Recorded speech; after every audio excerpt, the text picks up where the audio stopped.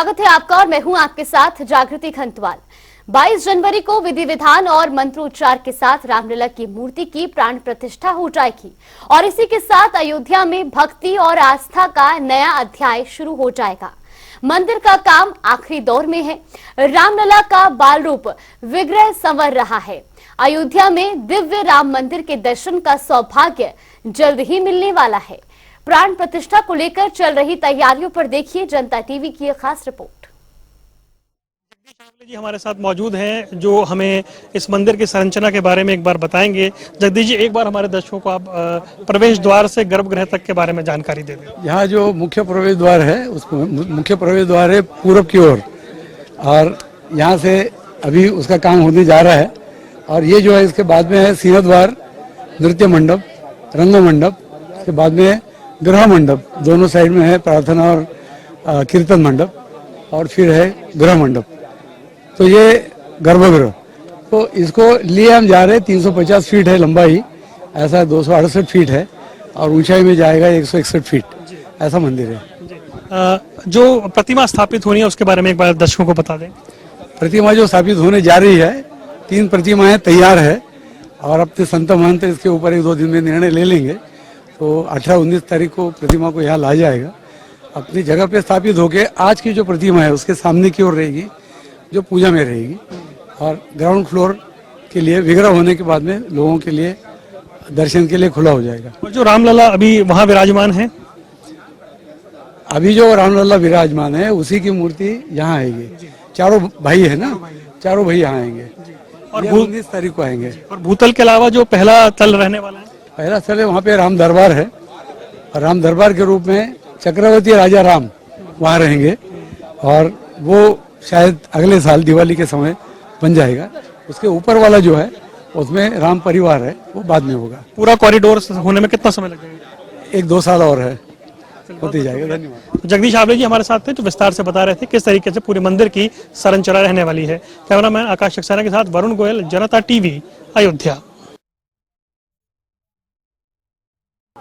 मैं जब ये बात कहता हूँ कि दुनिया भर से श्रद्धालु इस नज़ारे को देख रहे हैं, हमारे दर्शक हमें टीवी स्क्रीन के जरिए देख रहे हैं, हम खुद यहाँ पर हैं और वो शायद अनुभूति हम शब्दों में बयां नहीं कर पाए, जितना मर्जी लोगों को बताएं, हाँ। लेकिन हम खुद से बयां नहीं कर सकते। बिल्कुल ठीक कह रहे हैं कि वो बयां करना मुश्किल है, अद्भुत है, अकल्पनीय है। हमने सिर्फ नाम सुना था कि भाई अयोध्या जहाँ भगवान श्री राम का जन्म हुआ, लेकिन आप यदि यहाँ आएंगे और उसे देखेंगे तब महसूस करेंगे कि हाँ, यहाँ भगवान श्री राम हर जगह बसते हैं। सरयू के किनारे बैठ जाइए या फिर अयोध्या में एंट्री लेते आपको एक फील होता है वरुण जी, जो वही जो आप कह रहे हैं कि शब्दों में बयां नहीं कर सकते। इसके लिए आपको दर्शकों यहाँ जरूर आना चाहिए, आना चाहिए। वाल्मीकि रामायण के 5वें बालकांड के 5वें सर्ग में उन्होंने तुलना की अमरावती से कि इंद्र की अमरावती जैसी अयोध्या थी।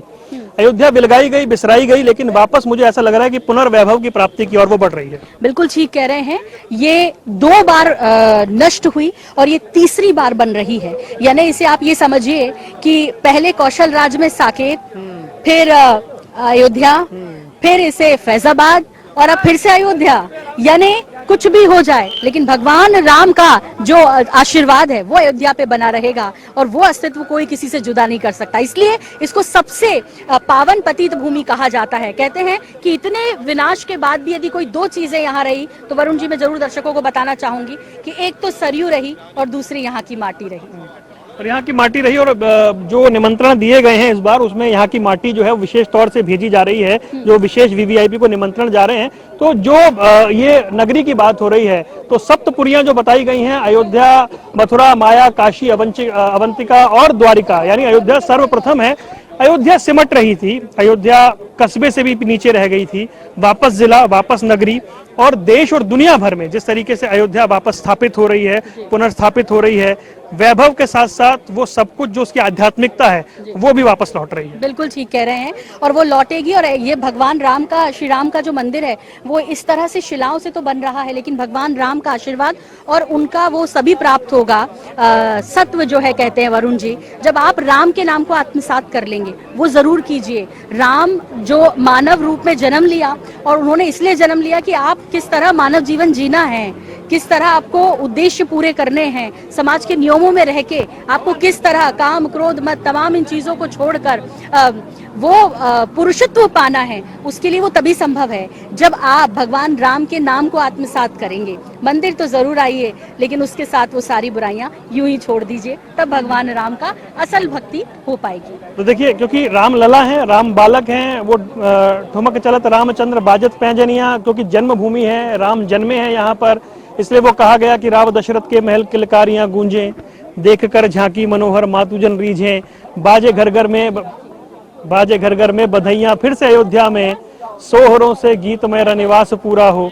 तो वो राम जो हैं वो लौट रहे हैं, राम की वो भव्यता है, राम की वो दिव्यता है, राम उस आनंद के साथ वापस हैं, और हम आपको जो दिखा रहे हैं उसी आनंद के साथ आप इस लीला का, इस गुण का, इस रूप का, इस वैभव का आनंद ले रहे हैं।